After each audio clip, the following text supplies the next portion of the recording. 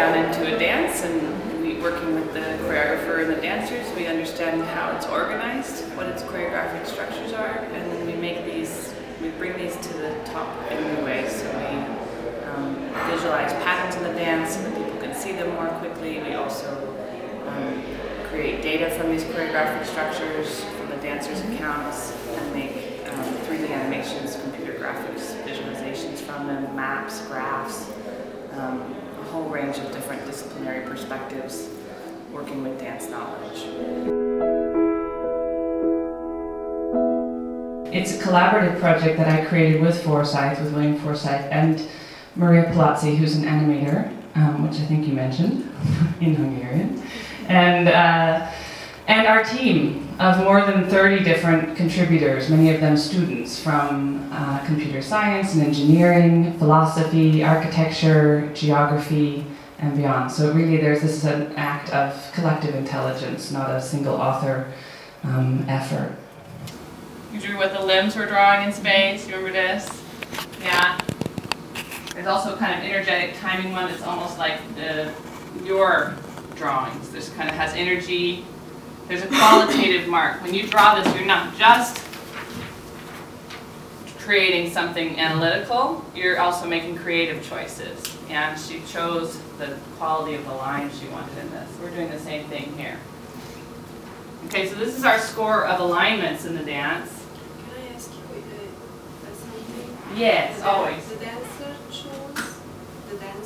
chose what they want to show with the score? Principally William Forsyth chose what systems he knew were organizing this dance. He said, I have this work of choreography, it's called One Flat Thing Reproduced, this is the dance you're watching, and I want to take these organizing systems inside the dance and make them more visible quickly. I want people to be able to quickly get a feeling for how structure functions in this work. And there were lots of different names for those systems. We took years working with the company to arrive at shared naming structures, but the ideas were shared. So one of the core ideas was this one, which we call alignments. Okay? And these are moments in which the dancer's actions share some, but not all attributes. So they're not doing unison, but their shapes are similar, their timings are similar. Yeah? You start to see this?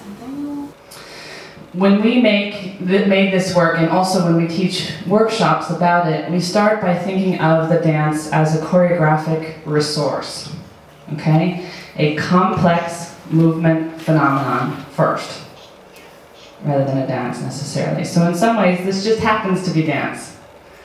It could be architecture, it could be mathematics, it could be the movement of pedestrians down here on the street, if we look down and see them, or the play of light on the water. These are all movement phenomena. It really enacts a sort of parallel, virtual incarnation of counterpoint.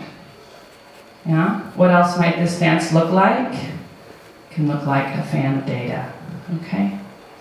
And this was made by the whole team, but I want to mention the computer scientist Matthew Lewis, who was the lead artist on that particular object. Okay, I'll show you just a couple more things, and please, are there any questions as I go through this? Are you getting it? Do you know what cues are in this dance? It's one deep structure. Okay, let's look at alignments for a minute. This is really central to counterpoint, and it was the main focus of our workshop this morning, was getting the dancers attuned to alignments.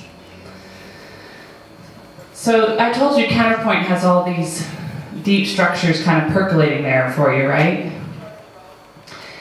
And you have to really look deeply for them. You have to be available to find fleeting moments of agreement, and that's what these alignments are. They are moments when the dancer's actions share some, but not all attributes, so they have degrees of similarity, if that makes sense. Okay? They're not in unison, they're not the marching band, but there are things that are shared, which you can see through these lines.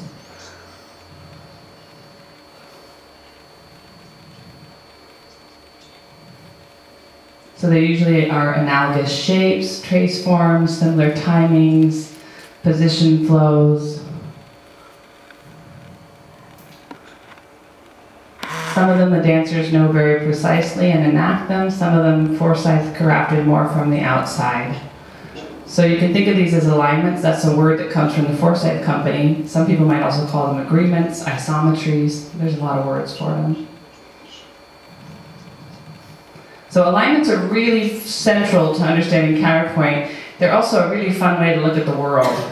So as you start to play with looking for moments of fleeting similarity, you really can see it all around you as you walk on the streets, as you look at the tree canopies above you. I have sort of counterpoint glasses on now. I can't see the world without counterpoint from 5 years on this project.